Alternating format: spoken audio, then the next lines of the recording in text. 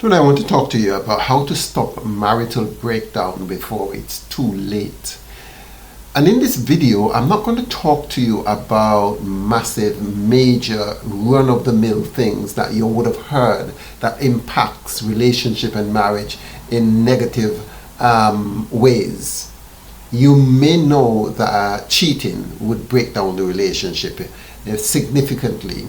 You would have heard that communication issues impact marriage and relationship. It's no news to you that conflict, if not handled properly, would literally derail the relationship. But those are not what I want to talk to you about. I want to talk to you about something a little bit more insidious. Perhaps you're experiencing it. I don't know if you're feeling alone. You're in a relationship, the relationship should be satisfying you, you should have connection, but you feel isolated. Your husband or wife hasn't left, they have not abandoned you, they are in the house, you have a marriage together, you share a bed together, but you feel lonely. Not just a occasional loneliness, but it's a long-standing, nagging feeling that you are alone. Perhaps also you feel that the person doesn't fully see you. You feel invisible. You feel unheard. You feel that you're not acknowledged. Maybe even you have a sensation that they not only don't see you, they don't even know you. They're not meeting your needs. They are not meeting the fundamental needs that you think should be met or you expected to be met when you first got married. Maybe in the initial days you had a wonderful time together, you felt that this is the person of your dream, but now you feel a bit insecure. You feel a bit unsure. Things are not like they used to be. In fact, this numbing feeling of being alone, being neglected, but being invalidated, not seen, it doesn't go away. It's like one of those nagging headache.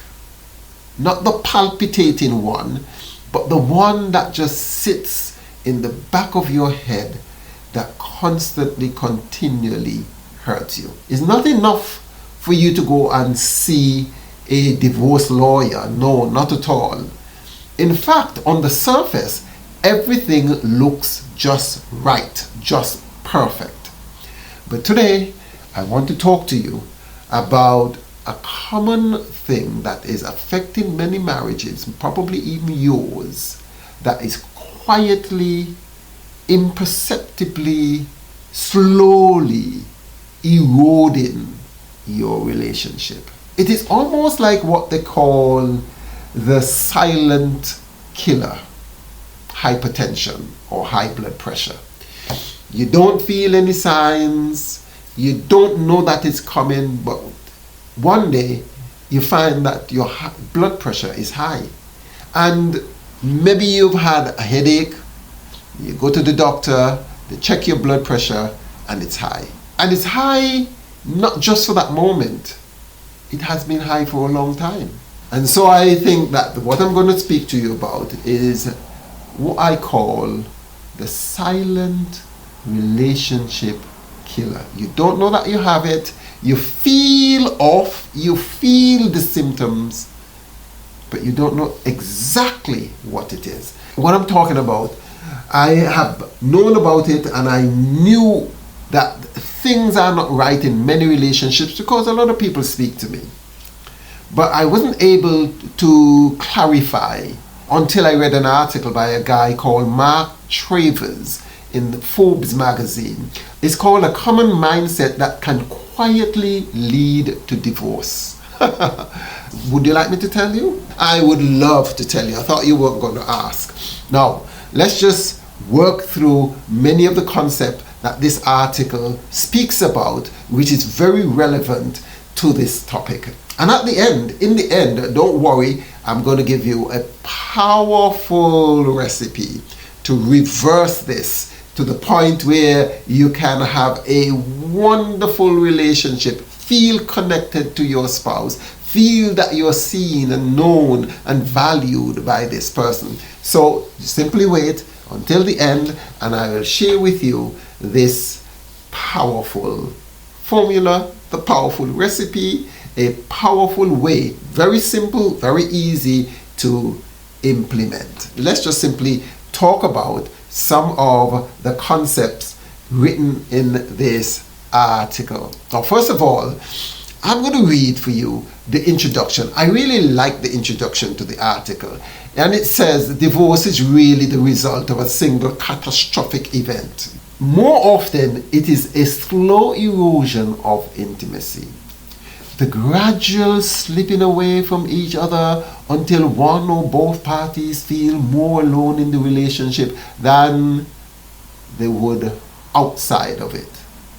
One of the most insidious mindsets that fuels this drift is the, quotes, one-way mirror mindset.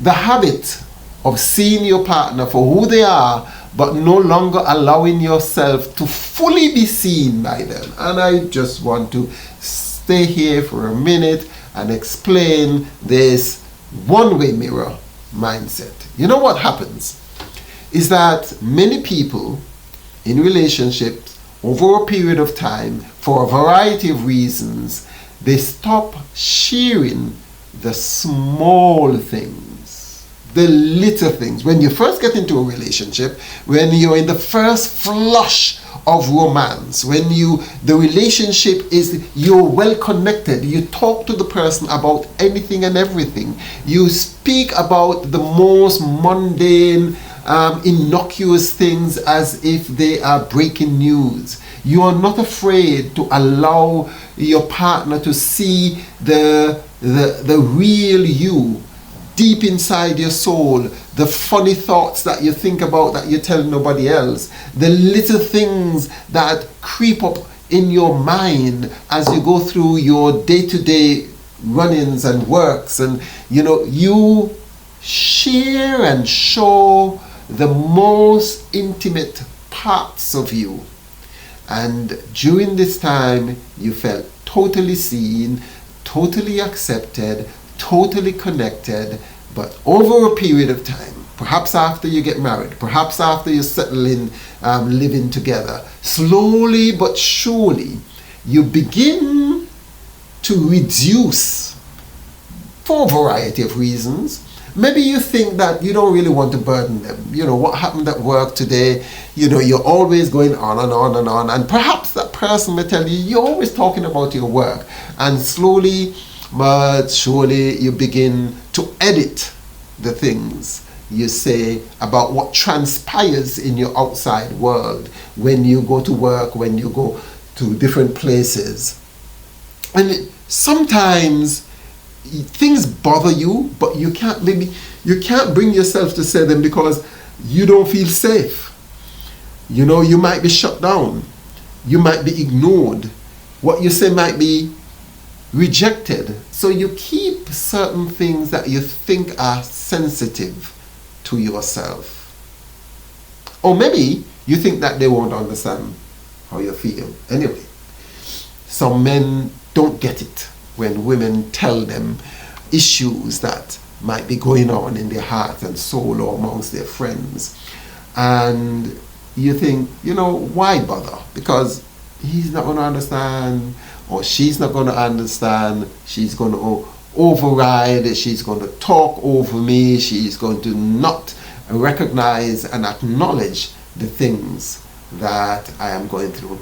And this is what the researchers have found that is called the one-way mirror.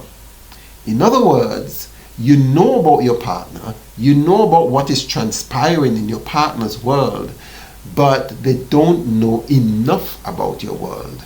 And here is a concept that Dr. John Gottman speaks about, which is called the connectivity, the connection, the bids for connection. And these little bids, these little innocuous, seemingly insignificant bids, somehow are either shut down, they're dried up, and little by little, your partner lose sight of who you really are. And they probably might even have what I call a frozen version of you.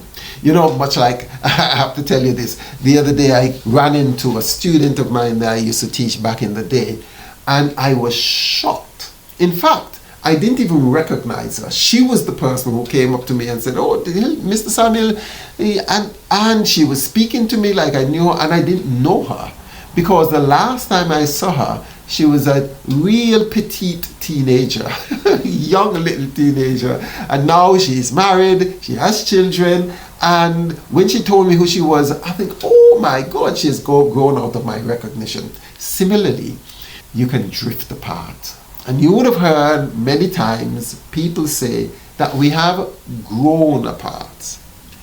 And this is one of the reasons why people grow apart.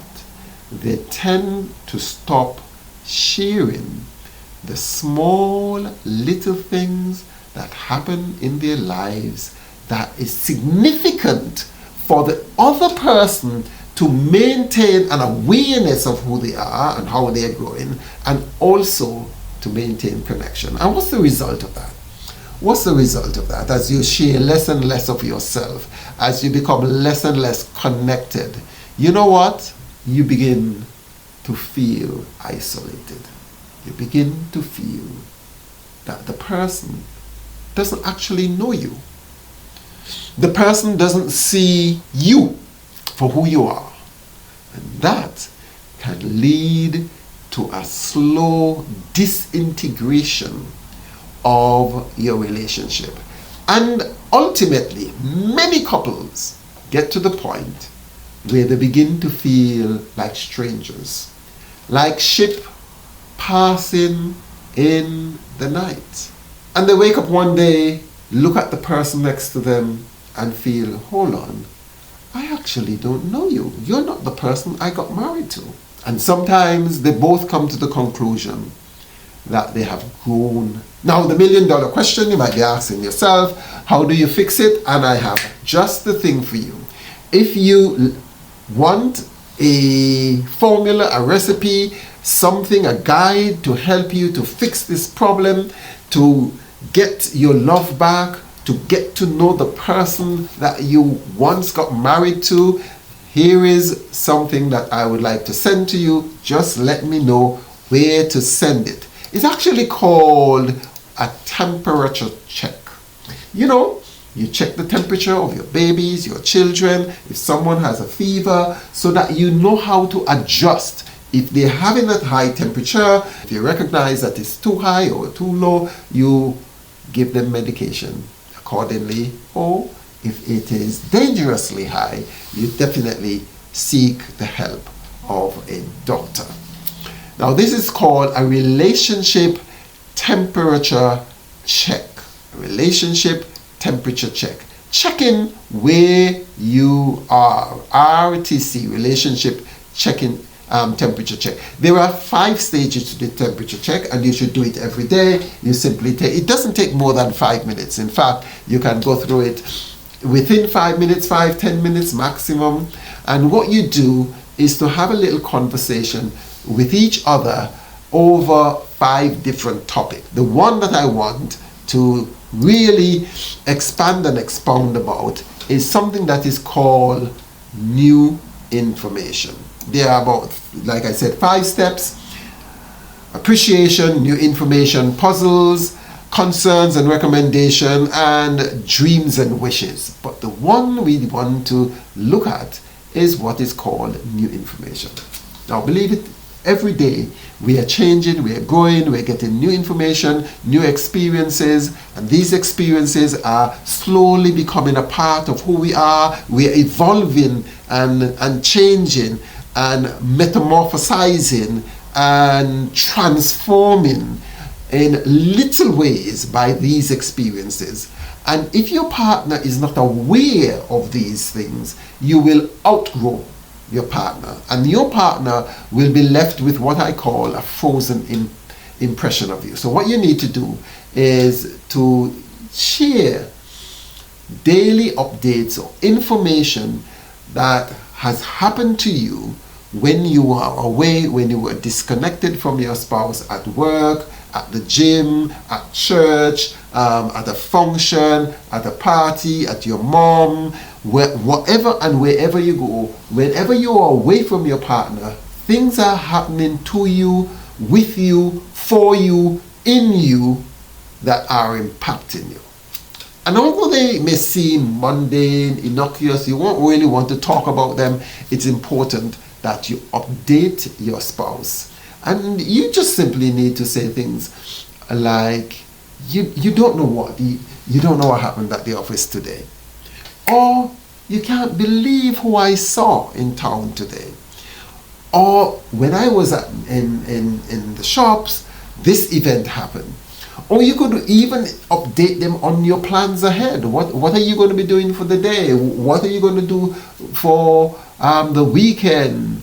You know, oh, I was reading this interesting book. Oh, I saw this powerful movie. Oh, look at this meme.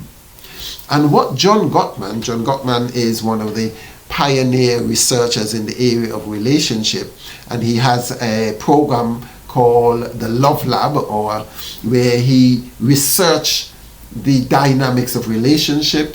He said that what they'd noticed over time, because these couples, they will take couples out, and it's almost as if they go on a holiday in like a hotel-like environment, and he has cameras that observe all their interactions, of course not the bathroom runs, but all their interactions, and he analyzes these interactions to see what interactions have a negative impact on the relationship and what interactions have positive impact. And he noticed something over a period of time. At first they didn't see it, but ultimately after analyzing the data or the videos of hundreds and thousands of interactions, they realized an interesting thing. They came to this interesting thing, which is called the bid for connection. And the bid for connection is not somebody saying, oh, I want a hug, although that it is a direct bid, or let's do this or let's do that. It's simply couples. He found that the couples that are masters at relationship, that have a happy, sustainable relationship, even though they still have problems, are the couples that turn to each other, that turn to the bid for connection. And the bid for connection is very small, very minute, and very, it's something that you won't even think about. It is like one person sitting in the room, looking up, seeing a boat passing, and say, oh, look at that boat, look. And the other person acknowledging. When the other person acknowledges what the person says, looks out and says, oh, that's a cute, interesting boat, that person accepted that little bid. And these bids happen throughout the day. And what I'm asking you to do by shedding new information and sharing, I want to tell you about this, I heard about this today, I would like to remind you of this. Did you see this in the newspaper? Those little bids, when responded to, because John Gottman says that there are perhaps 3 different types of response, where the other person turns and acknowledges. Therefore, subconsciously, the person is saying, I see you, I hear you, you are important to me. It is what children do all the time. Children say, oh, mommy, look at me. Or they will come to you and show you what they've made. They will talk to you about what happened at school. And when you give them your attention, when you say, yes, that is wonderful, they feel valued, they feel seen, they feel that you are important, they are important to you. The same thing happens. And what you need to do Sometimes in our busyness, we miss each other. We miss each other once, that's not a problem. Twice, not a problem. 3 times, 4, 5, 6, 7, 8, 9, 10, then a pattern happens. And then slowly, you begin to lose sight of who the person is. So every day, I want you to deliberately and calculatingly share things that happen to you so that this demon of isolation, not feeling seen, feeling invalidated, feeling unappreciated, feeling that there is no connection, you will nip it in the bud and reverse the entire process. If you are in a broken relationship, a failing relationship, if you've gone so far that things are really terrible, if you're planning and thinking about how to escape or get out of this, if you need help, please feel free to reach out and connect with me, and I'll be happy to support you. And remember, if you need this worksheet, it's a powerful worksheet, let me know in the comments below, and definitely tell me what's going on. Do you think that you are in a situation where you've disconnected or disconnection has happened? Let me hear from you. Again, if you want this, let me know in the chat. Click on the link below and let me know where to send it to.